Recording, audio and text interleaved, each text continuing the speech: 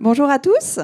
On est ravis de vous accueillir pour cette conférence sur le futur des espaces de travail, Figito, responsable et serviciel. C'est moi qui... Ah oui, il y a un petit machin. Rapidement, vous présenter qui on est. Donc, cabinet Arpas Trans, un cabinet spécialisé dans le conseil en immobilier et notamment sur tout ce qui va concerner l'accompagnement des transformations de l'immobilier, avec la particularité d'être la première entreprise spécialisée dans le secteur de l'immobilier à être certifiée Bicorp. Aujourd'hui, Arpas Trans, c'est 4 pôles métiers, un pôle conseil et innovation pour élaborer des stratégies politiques immobilières, programmer un immobilier dont la clé de voûte est la performance d'usage, qui se traduisent dans les nouveaux modes de vie et de collaboration, alliant à la fois l'expérience physique et l'expérience digitale.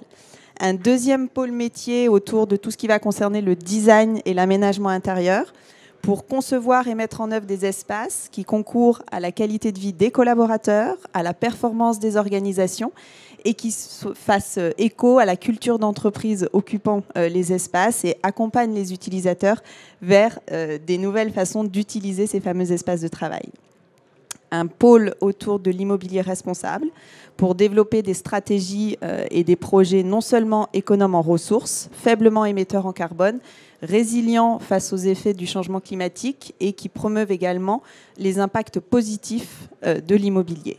Et enfin, un pôle structuré autour de la biodiversité et de la biophilie pour protéger le vivant et capitaliser sur ses apports pour une ville vivable et désirable, en déployant une vision écosystémique dans laquelle l'homme a sa part. Voilà un peu pour vous planter le décor de qui est Arpas Trans. Nous travaillons tous ces métiers autour de 4 axes stratégiques. Le premier qui est tout ce qui va concerner la transition environnementale et l'adaptation au changement climatique. Je ne vous apprends rien en disant que c'est un sujet clé aujourd'hui dans les réflexions pour l'immobilier notamment.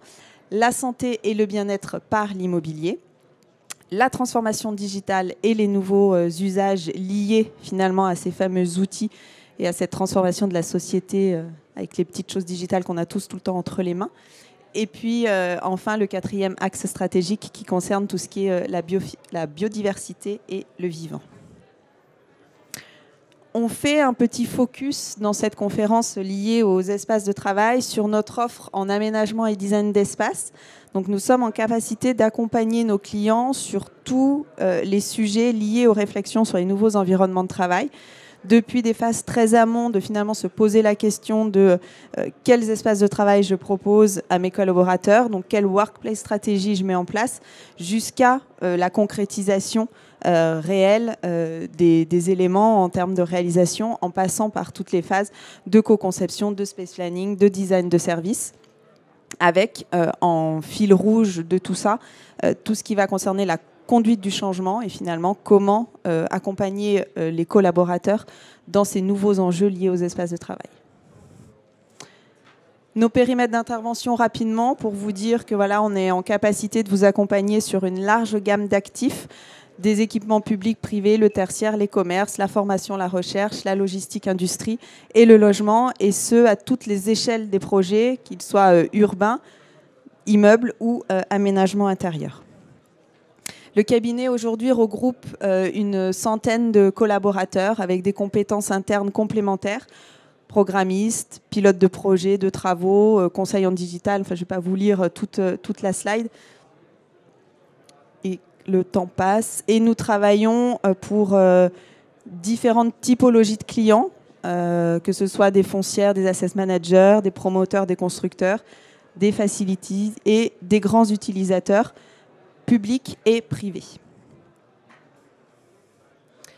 Du coup, pour répondre à cette fameuse question finalement du futur des espaces de travail, qu'est-ce que c'est et comment on le projette, on vous propose d'aborder cette thématique suivant 4 grands axes. Dans un premier temps, ce qu'on constate aujourd'hui dans l'évolution des espaces de travail, les enjeux qu'on a identifiés. Et puis je passerai la main à Léna pour que vous parliez des convictions que nous, on a face à ces nouveaux enjeux et les clés que vous pouvez mettre en place pour une démarche réussie.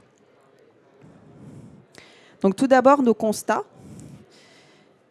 Mais finalement, notre constat, c'est de dire qu'aujourd'hui, la réalité du bureau, elle n'est pas unique. Et finalement, elle est même un peu hétérogène. On a encore aujourd'hui une part importante des salariés qui travaillent au bureau et dans des bureaux fermés et attitrés. Donc 21% des salariés travaillent en open space, 18% en province et 35% en Île-de-France, mais finalement que 21%.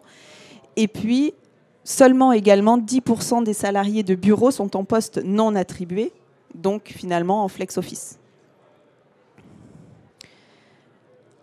Le télétravail vient aussi, commence, avec le Covid et vraiment maintenant ancré dans ces nouvelles pratiques. 41% des Français télétravaillent régulièrement et pour autant, et là aussi on a finalement cette ambivalence, 38% des salariés travaillent dans des entreprises où le télétravail n'est pas autorisé. Donc on a à la fois 40% qui télétravaillent régulièrement et le même chiffre qui dit que des collaborateurs peuvent aujourd'hui encore ne pas télétravailler. Donc là encore, une vision assez hétérogène face au télétravail. Et pour autant, les souhaits des collaborateurs, c'est que 86% de ces télétravailleurs souhaitent poursuivre le télétravail, mais voilà, 2 à 3 jours par semaine. Il y a finalement une faible tranche de télétravailleurs qui souhaitent ne pas revenir au bureau du tout, puisqu'on est à 15% des gens interrogés qui disent non, moi je préfère ne pas retourner du tout au bureau. Et tout ça a un impact sur l'engagement, parce que là aussi, les populations de télétravailleurs interrogés se sentent plus engagés finalement quand ils viennent aussi travailler au bureau, pour un peu plus de la moitié d'entre eux. Et également un impact sur la productivité. Il y a une étude récente a montré qu'un jour de télétravail par semaine, dans les entreprises où on a un jour de télétravail par semaine, on pouvait estimer à plus 8 la productivité liée à ce jour de télétravail, ce qui n'est pas négligeable. Et pour autant, et c'est un peu la conclusion sur cette notion de télétravail, on voit bien que le télétravail à 100% va quasiment disparaître. Les chiffres donnent que 14% des salariés ont travaillé tous les jours de la semaine en juillet 2021, donc aussi lié à la crise et à la Covid. Donc soit 3% de l'ensemble des salariés, puisqu'on se rappelle que les télétravailleurs ne concernent que 56%, donc le chiffre de la slide d'avant. Donc c'était 3% en juillet, c'était 4% en juin, c'était 8% en mai et c'était 10% en avril. Donc on voit bien là aussi qu'on est sur une courbe de décroissance et on sent bien également chez nos clients que le télétravail à 100% ne va pas être la norme et ne le sera sans aucun doute jamais. Une nouvelle donne aussi, alors nouvelle, pas complètement nouvelle, mais une donnée d'entrée qui évolue, c'est la question du bien-être. Là où, avant la crise, avant le Covid, c'était bien de se poser la question du bien-être, aujourd'hui, c'est plus une question en fait, c'est une obligation. C'est-à-dire que c'est tellement important que là aussi, une étude a montré que les sociétés qui avaient déjà des programmes de QVT en place avant la crise, finalement, ont mieux traversé ce qu'on vient de vivre. Et puis, et c'est aussi important, c'est cette question du lien social qui a pu, pendant ces quelques mois qu'on a traversé, être relativement compliqué pour un certain nombre de collaborateurs. Et 40% des salariés interrogés, donc c'est une étude OpinionWay pour Microsoft France, et en particulier les plus jeunes, citent le fait que d'apprécier leurs collègues et l'ambiance du bureau, c'est parmi les sources principales de bonheur au travail et de bien-être au travail. Donc là aussi, on sent bien que cette notion d'un moment de se retrouver dans un espace et de pouvoir échanger est plus qu'important. Les enjeux environnementaux également ressortent comme une vraie préoccupation des collaborateurs et des entreprises, puisque la dernière étude enquête Actineo, une majorité des participants pensent et souhaitent que suite à la pandémie, les espaces de travail soient pensés et orientés justement avec ce scope bien-être et éco-responsabilité. Chose que l'on ne voyait pas forcément ou pas aussi poussée avant la crise.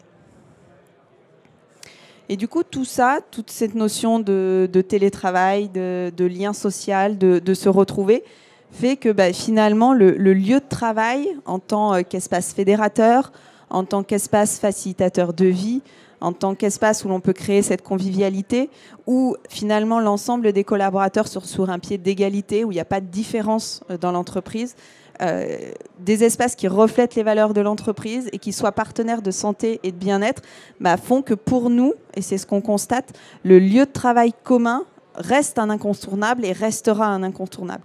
Et ça nous semblait important d'en parler et quelque part de l'acter, parce qu'on a pu entendre quand même pas mal de choses sur, mais finalement, l'avenir du bureau, le futur, la disparition. Enfin, non, le bureau ne disparaîtra pas. Et une fois qu'on a dit tout ça, on s'est intéressé finalement aux enjeux, et on a regardé les enjeux par rapport aux différentes populations. Donc en premier lieu, pour les collaborateurs, donc on va retrouver un certain nombre de choses qu'on a déjà évoquées au niveau des constats. Mais finalement, les enjeux des espaces de travail pour les collaborateurs, c'est la notion de lien social et d'appartenance, de se sentir appartenir à un groupe, de pouvoir le projeter dans un lieu physique. Mais c'est en même temps aussi, par rapport à ce que tout le monde a traversé dans cette phase Covid, de pouvoir garder de l'autonomie et de la flexibilité, de pouvoir collaborer en présentiel, en distanciel, donc ce schéma hybride qu'on sent tous bien présent, qui pose la question du coup de l'accès au numérique et aux outils associés, parce que pour que ce schéma puisse fonctionner, effectivement, il faut qu'il y ait les outils qui vont bien. Et puis, c'est aussi l'équipement ergonomique. C'est par exemple ce que tout le monde n'a pas eu quand il a travaillé chez lui. Voilà, c'est aussi un enjeu. Et puis, on en parlait au niveau des constats, c'est le fait qu'à un moment, discuter avec un collègue comme ça, c'est mieux que par Teams interposé. Pour les organisations, et là aussi vous allez voir que beaucoup d'enjeux des organisations font le pendant avec les enjeux collaborateurs qu'on vient d'évoquer, mais finalement c'est faire vivre cette culture d'entreprise et faire vivre ce sentiment d'appartenance, c'est attirer et fidéliser les talents. On a vu dans les constats et dans ce qu'évoquaient les collaborateurs que voilà, il y avait une vraie attention finalement des gens qui cherchent qui sont sur le marché du travail, à regarder dans quel cadre ils allaient travailler, motiver les collaborateurs, créer de la cohésion, intégrer les nouvelles recrues et accompagner l'évolution des collaborateurs. Et là aussi, l'espace, le lieu de travail, qui n'est pas forcément que le siège, qui peut être un schéma, on en parlera après, qui peut être un schéma beaucoup plus distribué, mais n'empêche que il y a une importance là-dessus. Le cadre de travail équitable, là où tout le monde n'était pas logé à la même enseigne pendant la crise. Et puis, finalement, accompagner la réorganisation du travail. Parce qu'un des enjeux, ça va être de se dire, pour moi, pour mon entreprise, pour mon organisation, c'est comment je travaille demain, qu'est-ce que je veux insuffler comme façon de fonctionner en termes d'innovation, en termes de réflexion, en termes d'échange. Et du coup, le cadre de travail peut être important. Et puis, quelque part, réinventer les rituels. Parce que quand on a passé 18 mois de façon plus ou moins présent au bureau, il y a des codes et des rituels qu'il faut réinventer pour que les gens travaillent ensemble. Et puis enfin, les enjeux des directions immobilières qui, là aussi, se recoupent et peuvent être un peu différentes sur certains aspects. La première, pour nous, c'est de proposer des espaces de travail confortables et adaptés aux nouveaux besoins. On a vu que la notion du bien-être était clé. C'est vraiment une responsabilité des directions immobilières sur ce sujet-là. C'est proposer un nouvel écosystème de fonctionnement distribué. On l'a vu, cette volonté de pouvoir garder autonomie, flexibilité, donc finalement de laisser les collaborateurs choisir un peu finalement leur mode de fonctionnement. Et puis, même si pour nous ce n'est pas l'objectif, l'enjeu premier, c'est quand même un enjeu important, c'est de réfléchir à l'efficience de ces bâtiments, se poser la question du juste besoin et du juste mètre carré, et qui va finalement découler de toutes les questions qu'on se sera posées avant si on se les pose dans le bon ordre. Voilà pour moi. Je laisse Léna prendre la parole. Je te donne la zapette. C'est la petite flèche effacée. Parfait. Voilà. Merci Julie. Merci. Alors, on a posé les enjeux. Et maintenant, parlons de nos convictions. Alors, nous sommes convaincus que les organisations sont aujourd'hui dans un temps de questionnement profond Non seulement parce qu'il faut qu'on réapprenne à vivre ensemble après tout ce temps de séparation. Et les façons de travailler ont changé.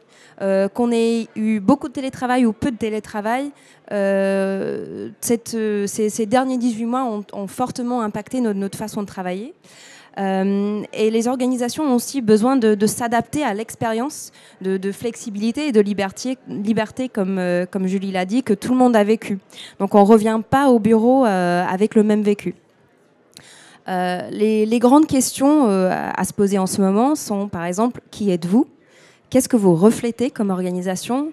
Qu'est-ce que vous mettez en œuvre ? Quel accompagnement vous mettez en œuvre pour ce retour au bureau ? Quel est votre contrat avec vos collaborateurs, avec la société ? Et comment est-ce que vous vous engagez ? Donc pour la première question, je pense que c'est évident que la question de qui êtes-vous est forcément sur mesure, mais il est vraiment à chaque organisation de se poser et de se dire quels sont nos enjeux, quelles sont nos valeurs et quelles sont nos forces. Et c'est à partir des réponses à ces questions-là qu'une stratégie peut être conçue. Et quand on a la réponse à cette question, on peut commencer à raconter notre histoire. Le design communique l'identité, les valeurs et les engagements de l'entreprise. Et nous sommes convaincus que justement de faire ce storytelling dès le début du projet est une partie essentielle d'un changement réussi et d'une appropriation et une acceptation des lieux par les collaborateurs. Ensuite, les espaces dynamiques, surtout adaptés aux nouveaux usages, sont plus pertinents que jamais. Donc déjà, ça fait des années qu'on parle de ce concept. Mais aujourd'hui, avec cette nouvelle distribution qu'on a tous vécue, c'est plus pertinent que jamais. Et c'est un sort de rush à s'adapter aujourd'hui au plus vite aux nouveaux besoins qui sont très urgents quelque part parfois. La demande qu'on voit la plus en ce moment, c'est les outils de collaboration digitale. Donc ça peut être des espaces ou des outils digitaux où les collaborateurs ont besoin de pouvoir collaborer dans des contextes et des façons hybrides avec des personnes en présentiel et en distanciel. On voit aussi une demande de convivialité. Donc ça passe évidemment par des espaces, mais ça passe aussi par exemple par des rituels en fait, qui peuvent se faire à distance. Donc Harvard a fait une étude super intéressante sur le management des équipes hybrides et justement l'importance de mettre en place des rituels même pour des réunions Teams ou Zoom, etc. Ensuite, on est aussi convaincu que ce retour s'accompagne. Donc, les espaces de coworking le savent depuis très longtemps, que la vie de communauté s'anime. Et donc, cette animation, elle permet de créer des liens, elle permet de créer un sentiment d'appartenance. Elle peut aussi, par exemple, nous aider à proposer des habitudes saines, surtout quand on ne vient pas tous au bureau le même jour. Quand on vient au bureau, c'est parfois pour passer 6 heures en réunion devant un écran. Donc, c'est cette animation qui peut donner aussi aux collaborateurs une raison de venir un certain jour pour participer à une activité sportive ou même aussi à distance, parce que cette animation ne se fait pas juste en présentiel, elle se fait aussi sur des plateformes digitales. Mais c'est une partie vraiment essentielle de recréer en fait ce vivre ensemble. Et aussi, on est convaincu que les organisations ont besoin de réfléchir sur leur offre. Quel est le contrat qu'on a avec nos collaborateurs ? Donc, nous, on est convaincus que tout d'abord, c'est de proposer un lieu de travail physique et que ce lieu de travail ou ces lieux de travail qui soit confortable et sain. Donc, qui soit ergonomique, qu'il y ait une bonne qualité de l'air, que la température soit juste, que l'éclairage soit comme il faut, Mais il faut aussi aller au-delà. Donc, il faut se poser des questions, par exemple, sur l'activité physique dans mon bâtiment. Est-ce que je peux faire une réunion en marchant, par exemple? Quels sont les services autour? Quelle est l'offre d'alimentation, par exemple, que je propose sur place? Est-ce que je propose un design biophilique? Est-ce que je permets aux collaborateurs de se connecter à la nature, au ciel, au rythme de la journée dans mes lieux? Et aussi, cette offre, elle est aussi en soi figitale. Donc, il y a une partie qui, certes, est très entre les quatre murs, mais il y a aussi une partie de cette offre confort, santé, bien-être qui est disponible sur les plateformes. Et finalement, les collaborateurs s'attendent à connaître l'engagement des organisations. Donc, il est vraiment aux organisations de choisir leur réponse aux enjeux d'aujourd'hui. Et il y a beaucoup de façons différentes de répondre aux enjeux de la transition écologique. Par exemple, une société peut choisir de tacler le sujet de carbone. Peut-être que dans le contexte de la communauté, peut-être que ça va être la solidarité, peut-être que c'est la biodiversité. Nous, chez Arpas Trans, par exemple, on est engagé dans l'économie circulaire. C'est une démarche qui nous permet sur les projets d'avoir un impact positif sur les enjeux sociétaux, sur les enjeux environnementaux et sur les enjeux économiques et de la société, mais aussi de nos clients. Donc c'est une démarche très impactante à notre sens.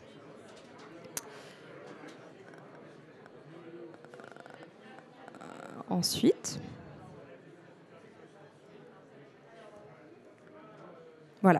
Donc maintenant, vous connaissez nos convictions et on va vous donner donc les clés, à notre sens, d'une démarche réussie.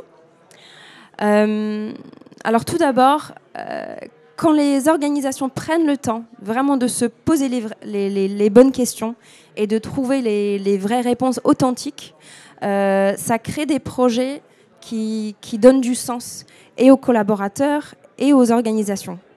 Et c'est justement à travers les leviers qu'on a vus tout à l'heure que ce sens se transmet.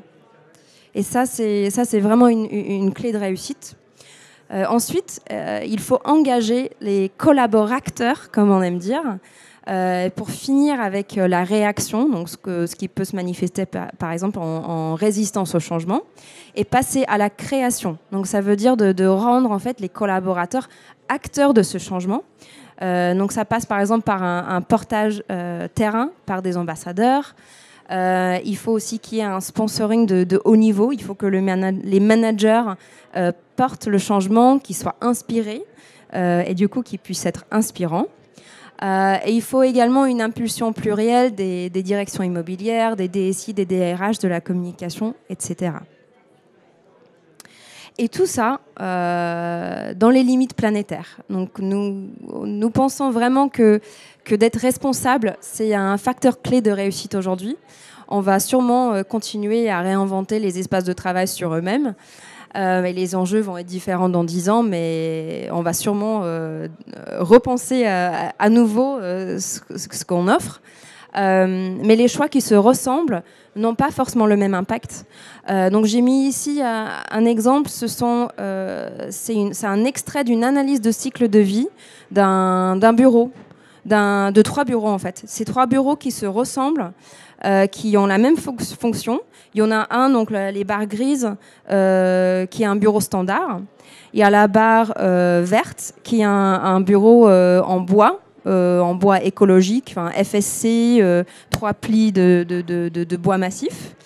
Et ensuite, il y a un bureau en bleu. Donc ça, c'est la ligne bleue, c'est en réemploi. Donc un bureau qui est construit de matières récupérées, en réemploi. Et par exemple, si j'ose pas faire le petit point, mais si vous regardez par exemple la première barre, ça c'est le changement climatique. Mais après, on a aussi par exemple la toxicité humaine, les émissions de particules, donc par exemple les COV, donc la qualité de l'air, mais aussi l'impact sur l'eau, l'épuisement des ressources. Donc je reviens à l'idée que l'économie circulaire, en fait, elle permet de répondre aux enjeux très vastes, en fait, dans une démarche. Pour dire qu'il faut toujours, dans les projets, certes, répondre aux besoins fonctionnels et budgétaires, mais les choix fonctionnels et budgétaires peuvent être très différents, en fait. Donc, il faut toujours se poser la question de quel est le choix le plus juste que je peux faire en ce moment. Et finalement, la réflexion, si votre réflexion n'est pas déjà hors les murs, il faut se laisser réfléchir hors les murs quant au bureau. Donc, la logique de immobilier as a service, donc real estate as a service que vous connaissez peut-être, elle permet de passer à l'idée d'un espace de travail à en fait un service numérique et physique aux utilisateurs. Et cette logique, en fait, elle permet de changer la conception de l'espace de travail d'un espace ou des espaces, en fait, à un outil de travail. Et ce n'est qu'un outil parmi d'autres outils de travail. Et cette logique, en fait, elle permet de diversifier son offre, tout d'abord, parce qu'on n'est pas sur la notion de un siège ou des sites pilotes, mais ça permet aussi de dire que, en fait, peut-être que je vais aller vers une stratégie de coworking, de corporate working, à grande échelle ou même à petite échelle. Et ça permet aussi à mes collaborateurs d'aller travailler dans un espace que je loue pour lui. Mais qui est par exemple plus près de son lieu de vie, et peut-être que cette personne elle vient au siège une fois par semaine par exemple. Ça permet aussi une ouverture vers le territoire et propose des modèles de partenaires, de partage avec des partenaires assez intéressantes. Donc moi j'aime bien cette image d'archipel quand on parle de diversification des espaces de travail. Finalement ça devient un peu l'entreprise devient en fait une sorte d'archipel. Ça fait des années qu'on parle de workplace experience, mais nous on est convaincus qu'aujourd'hui c'est plus le workplace experience mais vraiment le work experience, parce que le place, le lieu, en fait ça n'est qu'une partie de la recette. Et c'est tout ce qu'on vient de voir avant, les outils, les services, les avantages, le management, l'animation. C'est la somme de tout ça en fait qui fait l'expérience de la marque employeur. Et ça, c'est pas lié à un espace de travail.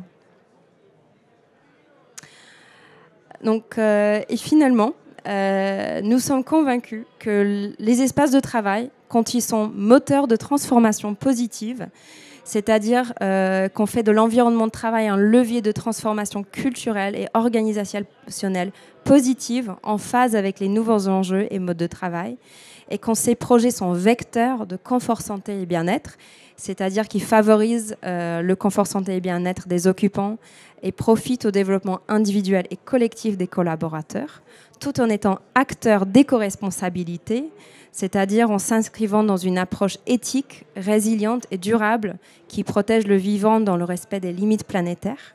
Et quand tout ça, tout le projet se fait dans un écosystème durable et créateur de valeurs de sens. Et quand on a un projet design, un fil rouge qui raconte l'histoire de tous ces choix et de toutes ces actions, ça crée des espaces de travail qui sont porteurs de sens, d'épanouissement, de durabilité et de prospérité pour tous. Merci pour votre attention.